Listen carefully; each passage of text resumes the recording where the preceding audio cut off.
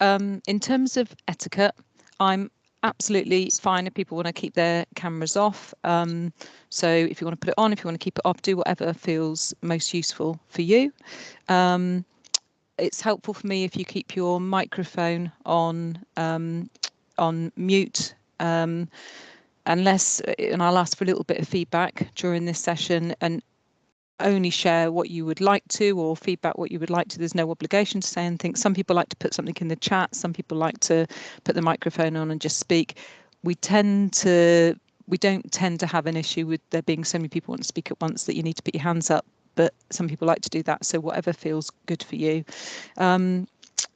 So yes, I'm going to just start then, I think. So in terms of an introduction, I'm Annie Cumberland Lindsay, and I have a day job in children's services. Was recently moved from working on the Dorset Families Matter project to leading the new employment engagement and training re-engagement team. So I have a pretty busy day job, but aside from my day job, I've also had a personal mindfulness practice over the last almost 10 years now.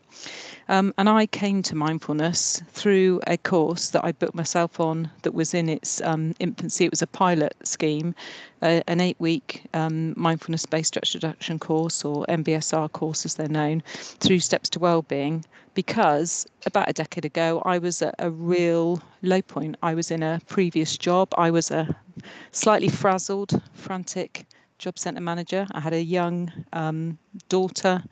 Home life, work life was nuts. And I just got to the point after a series of personal challenges and that backdrop of work and home of really feeling that my resources and my resilience were being outstripped by the demands on me. And that led me to get involved in this MBSR course, which for me was the start of a continuing mindfulness personal practice. It led me about 4 years ago to start the journey to become an accredited mindfulness teacher, which I now am. I'm registered with BAMBA, the British Association of Mindful Based Approaches, and that's the same registration that my colleagues that I co-deliver with sometimes from Steps to Wellbeing are accredited to, although my colleague I do a lot of work with, Ellie Sturrock, is obviously much more experienced than me because she taught me on my very first course that I did. Because of just the timing of how things worked out, I've been involved in Dorset Council's mindfulness offer as it was introduced in 2019. And I think, if I'm really honest, I think senior managers thought we'll just put something in during local government review because everyone's going to be really stressed out. It's just my words, it's not an official line. But we've made such a good case from the feedback that people have given us from the course that we're now in our 3rd year of Dorset Council's mindfulness offer. And you've probably seen a lot of the information from the NHS-led Here for Each Other.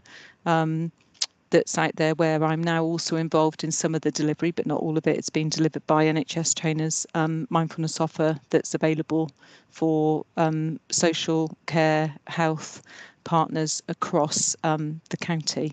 And actually, colleagues in Bournemouth, Christchurch and Poole Council, they don't have their own mindfulness offer. They're very much dipping into the Here for Each Other offer. So I would say Dorset Council was ahead of the curve, really.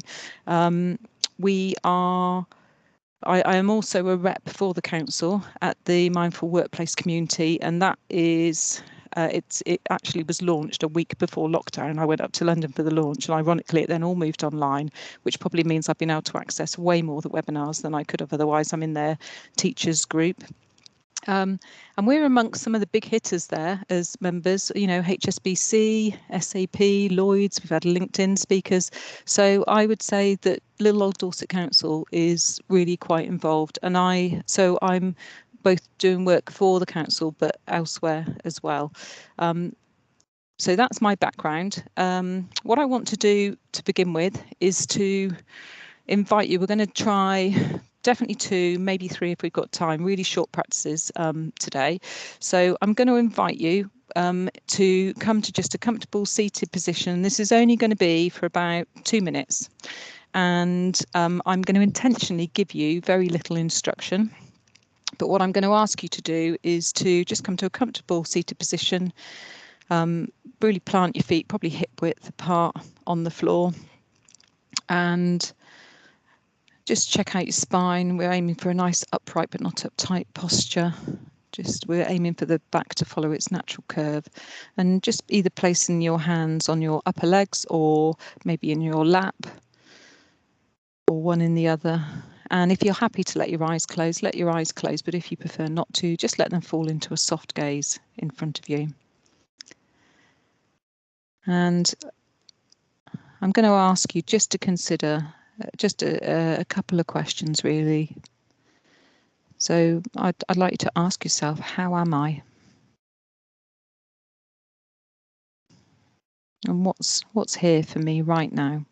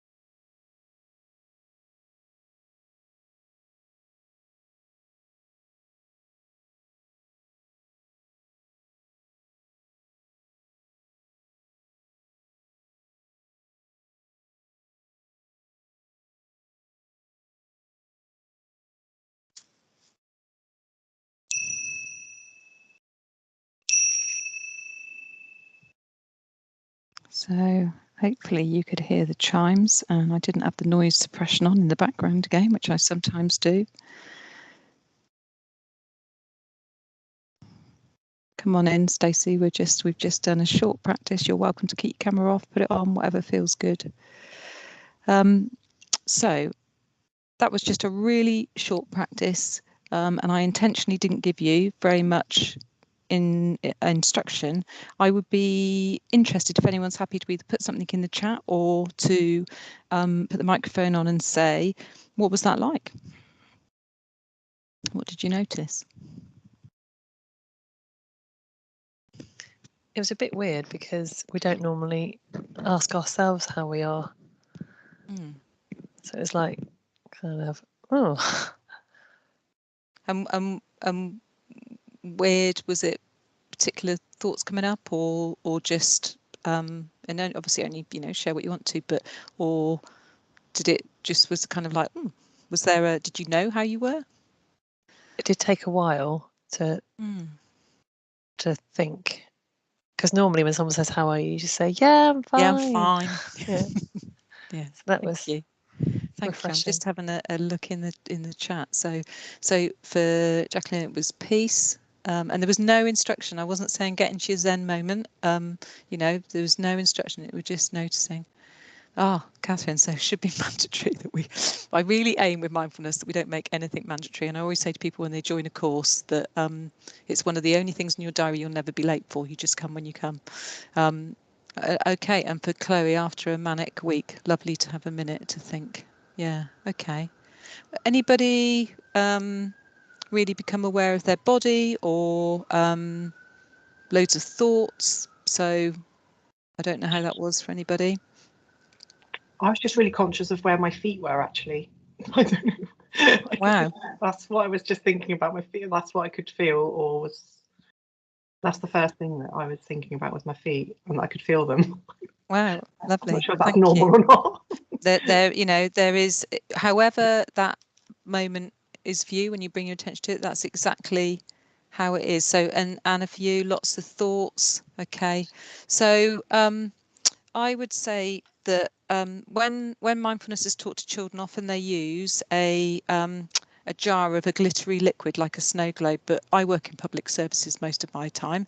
Put that so you can see. I've got a jam jar with what my husband would call corporation pop, some tap water, and I've got a bit of mud from my garden in it. And for me, when I stop, if I've been very hectic, often initially, or sometimes for all of my practice, that's what it feels like. There's just lots of mud swirling around. There's lots of stuff.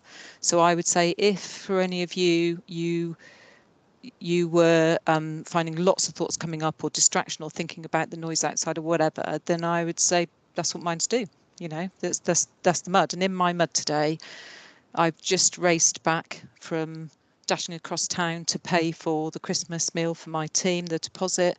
I've had a really busy meeting this morning where I'm trying to explain to staff new to the council how to use the expenses claims on an online system.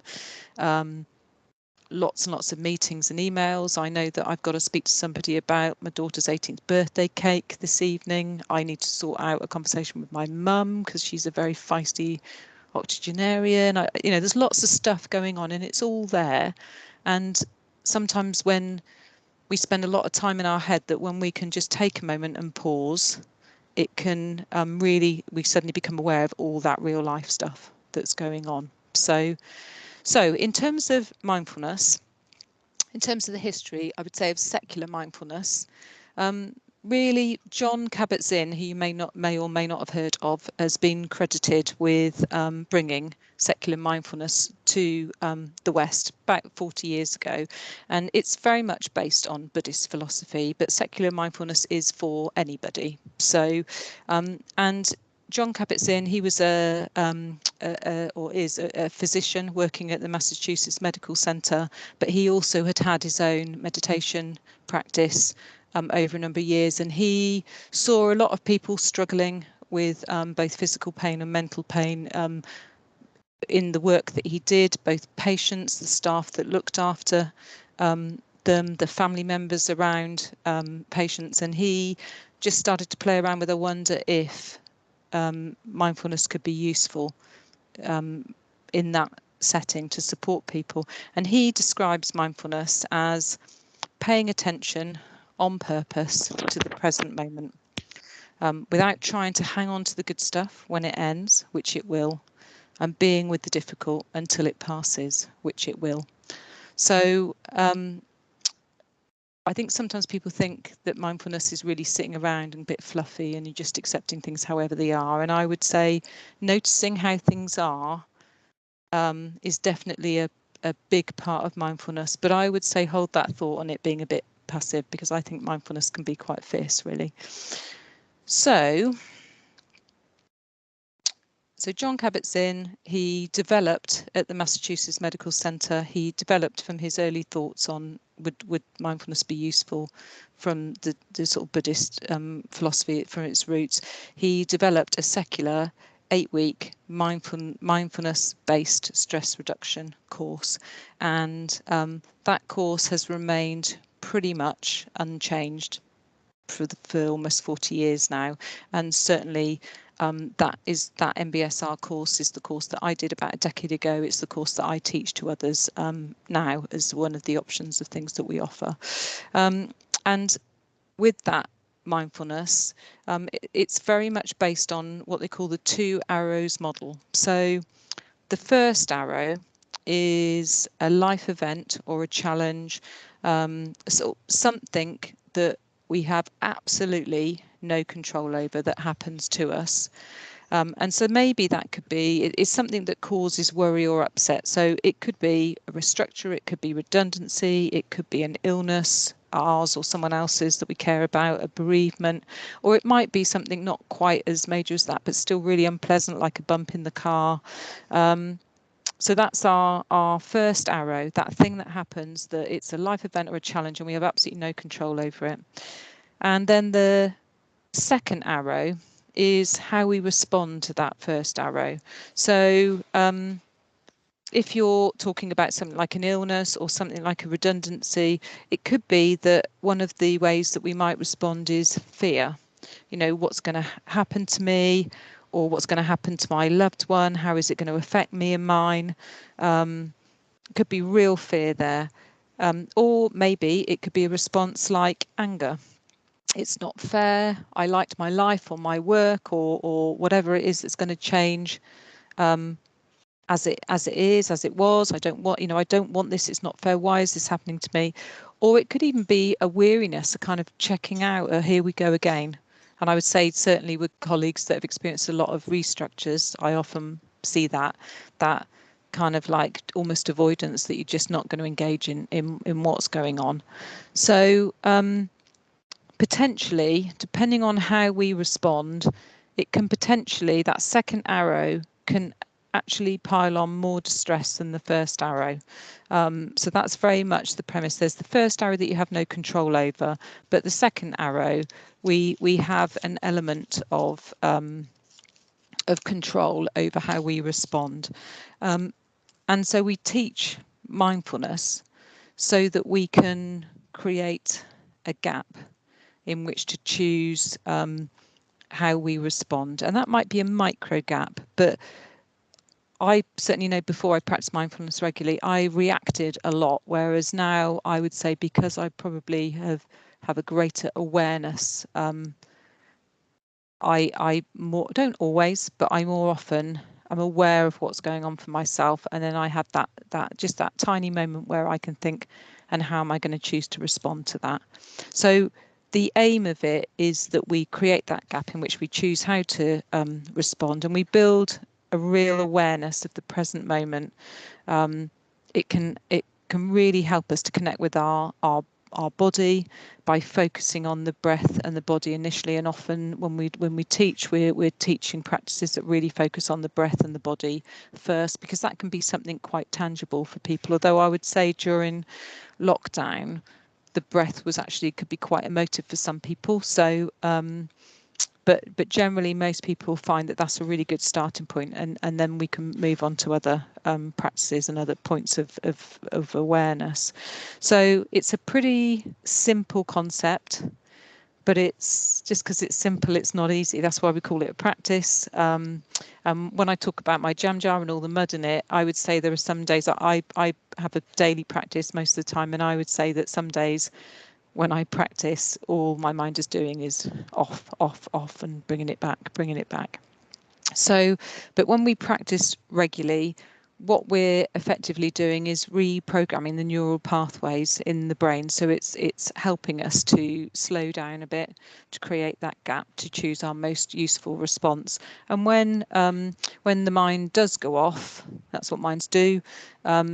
And we notice that it's gone off somewhere, and we bring it back to whatever it is we're using as our focus of awareness. It's effectively like a bicep curl for the neural pathways. Really, it's a bit like going to the gym and building up those muscles in the body. It's the muscles in the brain. Okay, so what I would like to do now is I would like to do another practice, but this time I'm going to intentionally give you a bit more instruction, and it's going to be probably about 5 minutes, so it's not particularly long practice, but I'm going to invite you to come to a comfortable seated position again. And you may think that if you've got a back to your chair, that you'd like to move your bottom away from the back of the chair a little bit so the spine is self-supporting, or you might think, no, I want the support of the back of the chair or the cushion or whatever you've got behind you. There's no wrong or right here, it's just choices. So coming to a comfortable seated position, and we're aiming for a nice lengthened spine. So there's the spine following its natural curve, just noticing where the shoulders are, if they've crept up to the ears, if it's possible just to ease them down a little bit.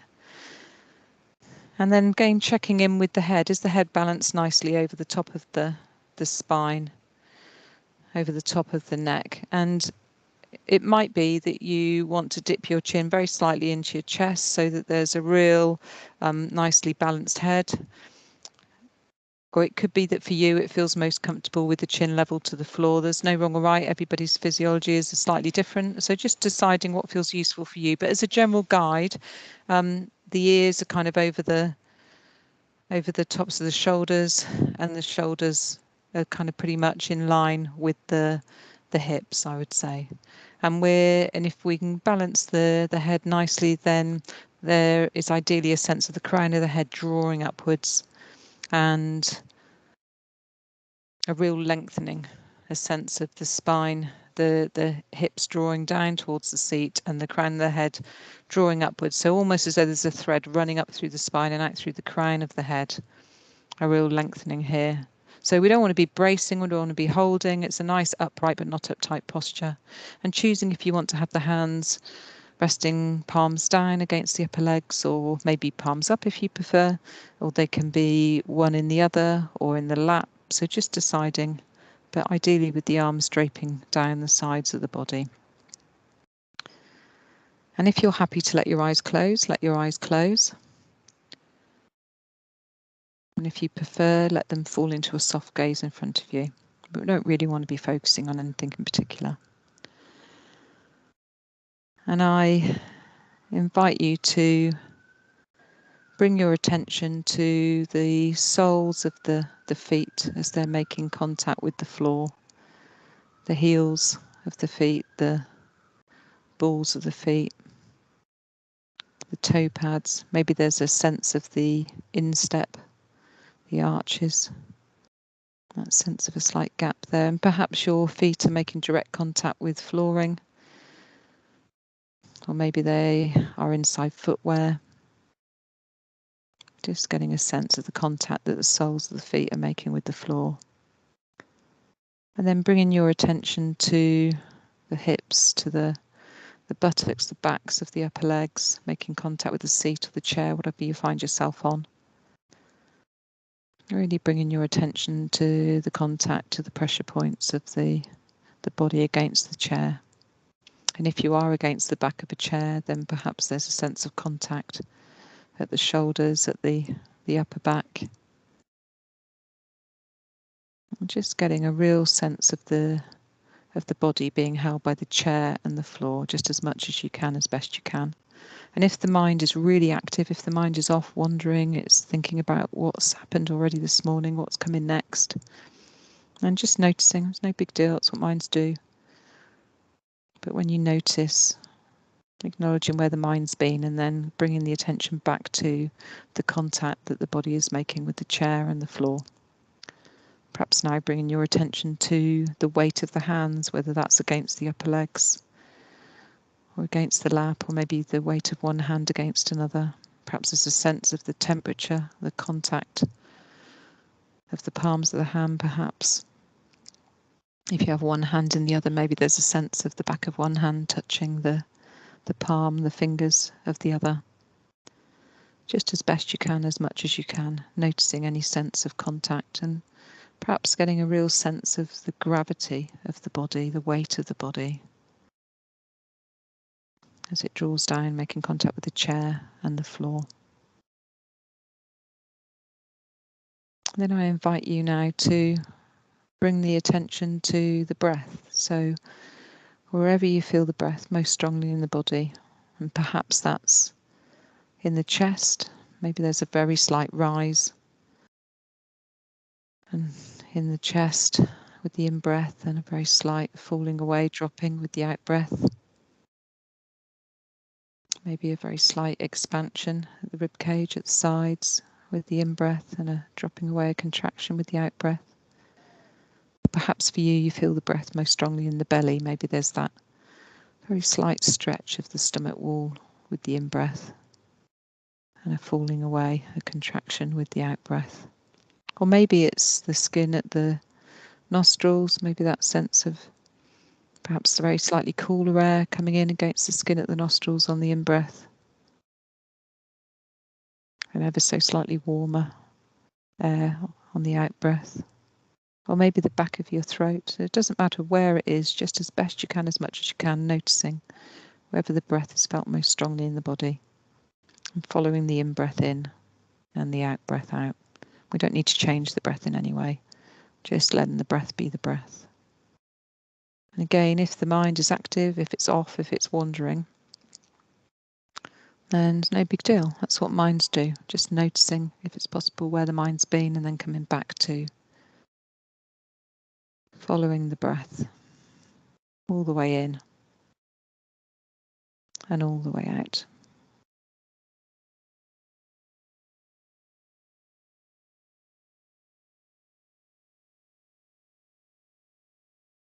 Knowing that if we're breathing, there's more right with us than wrong with us.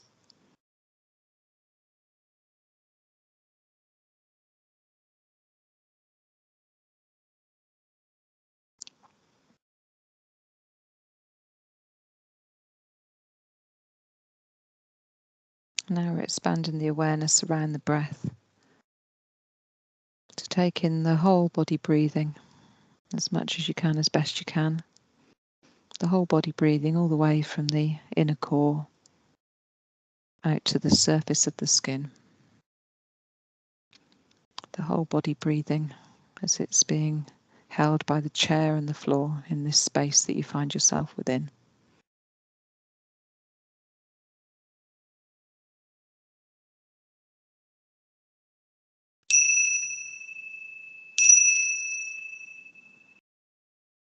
So the chimes signal the end of the practice. If you've had your eyes closed, not rushing to open them, maybe just flickering them open. Even sitting for 5 minutes can be quite nice, just to roll the shoulders, maybe give the arms a bit of a shake. I didn't say before, my chimes, nothing particularly special about them, just a pair of chimes that are useful for just signalling the end of a practice rather than me shout, we're done. So I'd be interested to know, how did that compare to the practice earlier with very little guidance? How do people find that?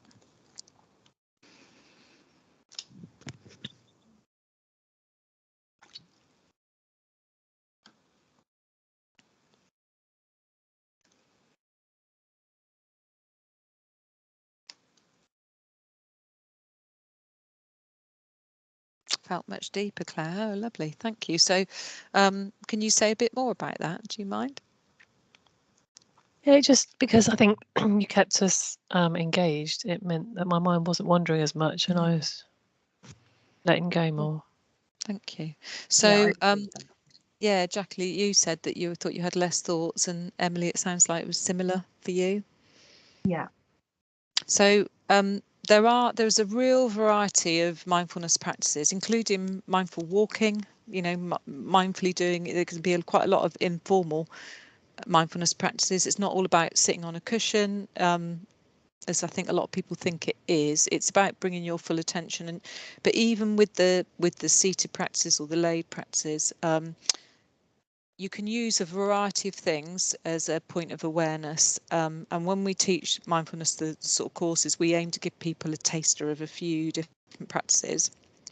And I would say I'm doing some really short practices today because of the time we've got, but there's a real variety of length of practices. You could sit for 40 minutes, you could sit for 5 minutes, 3 minutes, 1 minute, I would say, but we always start off with quite a lot of guidance, and then we would gradually introduce maybe some longer gaps. And the reason for that is the mind is amazing. But someone has described it to me as it's a bit like an overexcited Labrador puppy that just keeps going off and bringing us stuff it thinks we'd be interested in looking at. And for me, that's a really good analogy. So when we give our mind something to focus on, it helps us to be in the present moment. And one of the reasons that we use the breath and the body, and certainly initially, is that unlike the mind, the breath and the body are always in the present moment. So that can be really useful. And when we have a focus for our mind and we're giving it something to concentrate on, for me, I'm going to bring my jam jar back in. I don't know if you can see that very well in the light, but my jam jar, I've still got a lot of silt around the bottom, but the actual water it's not clear, but it's much clearer than it was. And I would say when I sit and I practice regularly, that's what that gives me. It doesn't give me a Zen, simple life where everything is calm, but it gives me that little bit of space, even if it's space for just a few moments to think, and how do I want to deal with what's happening for me today. So okay, so what I would like to do is offer you a couple of other practices that you might like to just try. And again, I'm purposely choosing some fairly short practices. So the next one I'm going to introduce it's a pretty short practice, and again I'm going to guide it from seated, but you could use it, you could be stood for it, or you could be laid for it, I guess. But I'm gonna say to you, don't close your eyes for this one initially. So again, quite a short practice, but I would invite you to come to that nice comfortable position. So come to sitting, that nice upright dignified spine, deciding where you want to place your hands, whether it's the upper legs or the lap. And I would plant your feet firmly on the floor in front of you, about hip width apart. And then I would invite you to look around the space without necessarily moving your head too much, but just look around what's in your field of vision. And I would invite you to notice 3 things that you can see. And I would like you to consider those 3 things carefully, and maybe consider their shape, their colour, their texture. What's the surface like? Is it reflective? Is it matte? Does it look like a hard surface, soft? Does it cast shadows? Are there shadows cast across it? Not just the actual shape of the thing that you can see, the object or the item, but also maybe the negative space around it. And that's a term from sort of art, where often if you're trying to draw a shape and it's difficult, you might actually focus on the shape around the item to help you come to the shape of the item. And don't worry about picking 3 good things to notice. Just picking 3 things, whatever's in your field of vision. Whether that's a pencil case or a view out of a window or a mobile phone on the desk in front of you, whatever it is, noticing the qualities of that item, the colour, the shape, the shadows, the texture.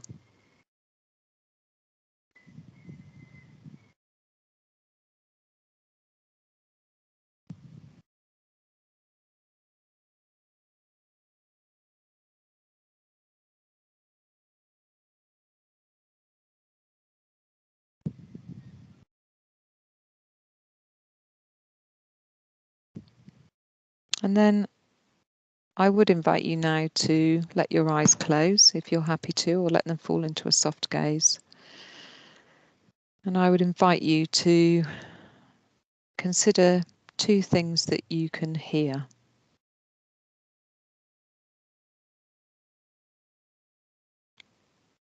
And if you're somewhere that's very quiet, maybe the thing you can hear is the static or the sound of silence. Maybe it's your stomach rumbling because you've not really had time for lunch today. Or maybe it's the sound of your own breath. But just aiming to listen to 2 things that you can hear. Really noticing the pitch. Are these sounds, are they constant or intermittent?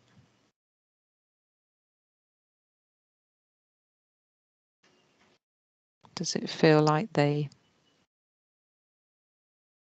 travel from one side of the soundscape to the other, or Maybe they're in a fixed position. Perhaps it's a really loud clock for you, or maybe it's voices outside the building or traffic. Whatever it is, perhaps noticing the layers of one sound on the other.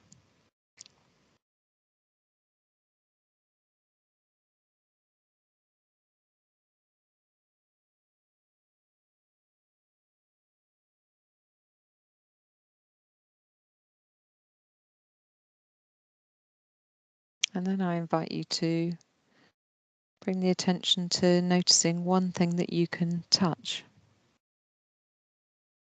So maybe that's the edge of a collar or a cuff against skin, the feeling of clothing.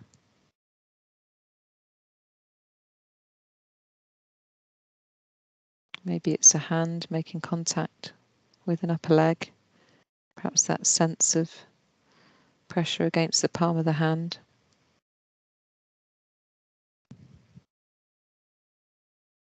Just noticing any sense of contact point, pressure point. Any sense of temperature.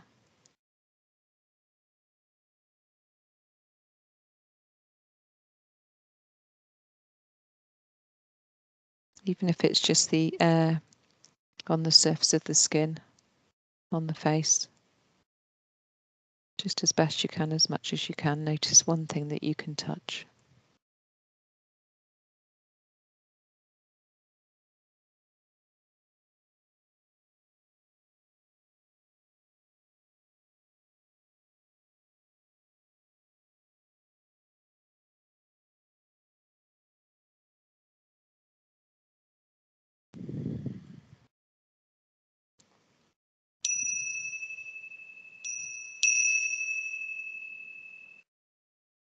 So again, if you have had your eyes closed, then just flickering them open.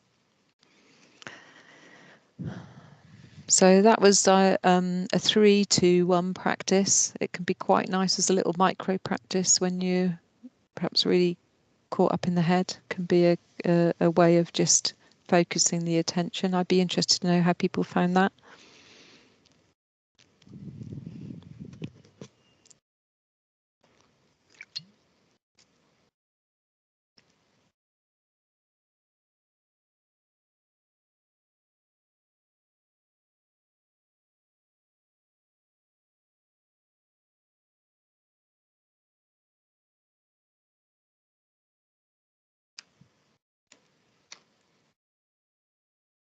Yeah, so again, it's just a different, the body is always in the present moment, and using our senses can be a really useful way.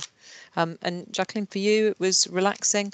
And I think a lot of people assume that the goal of mindfulness is relaxation, and I would say it's often a byproduct, but actually at no point in any guidance I've given anybody have I said, be calm, relax. I might say soften the shoulders a little bit, and I would say that sometimes it can be relaxing and sometimes it isn't. Sometimes the mind's just going nuts and you spend your whole time thinking, come back to the breath, or come back to the body, or come back to sound, and you're off and you're back and you're off and you're back.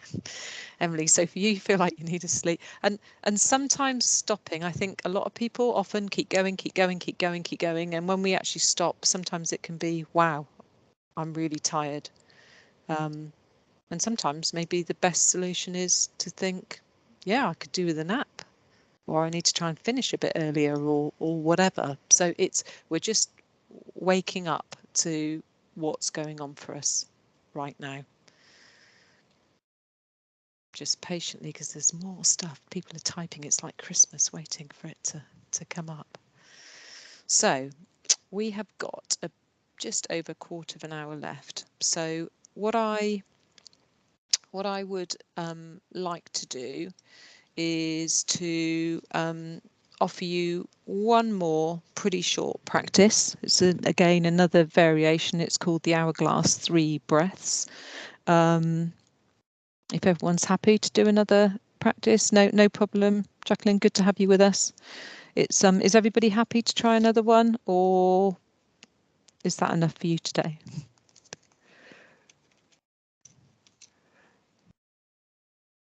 Excellent. Okay, I'm going to go with a few thumbs up and we'll give it a whiz then. So so this next practice is an hourglass three breath again, and I would say again, come to seated. If you, no problem, Anna. If you have had your back away from your bottom away from the back of the chair for the last practice, you might want to think, oh no, I would like a little bit of support this time, or vice versa. You might think, no, I'd like to have the spine self-supporting. So just choosing what feels useful for you. And again, we're coming to that dignified, upright but not uptight posture. And this is just a really quick tool that can be useful for feeling grounded on the spot. And you can do this seated or standing. So I'm going to invite you to imagine the way that a sand timer, when it's turned upside down, the sand lowers from the top half into the bottom half.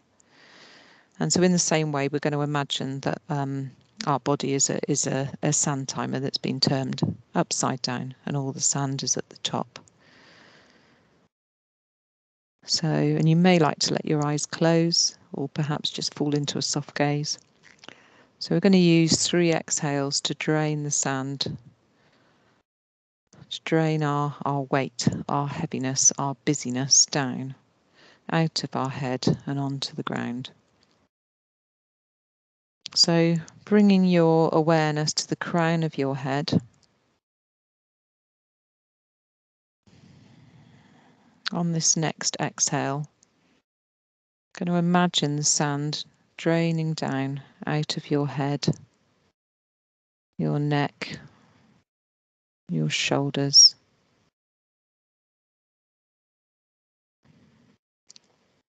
And then on the next exhale, can imagine the sand lowering down the whole torso, into the arms, into the hands. And then with one more breath, we're going to allow the sand to move down the pelvis, into the legs, into the feet, and onto the ground. I'm going to really allow your body weight to land on the ground completely now. And allowing your breath to move freely now in the clear upper half of the hourglass. And perhaps just posing the question, if you wish to, what is this? What's here for me right now? What's in the moodscape? What's in the bodyscape? Not needing to change it in any way, just noticing. Just as much as you can, as best you can.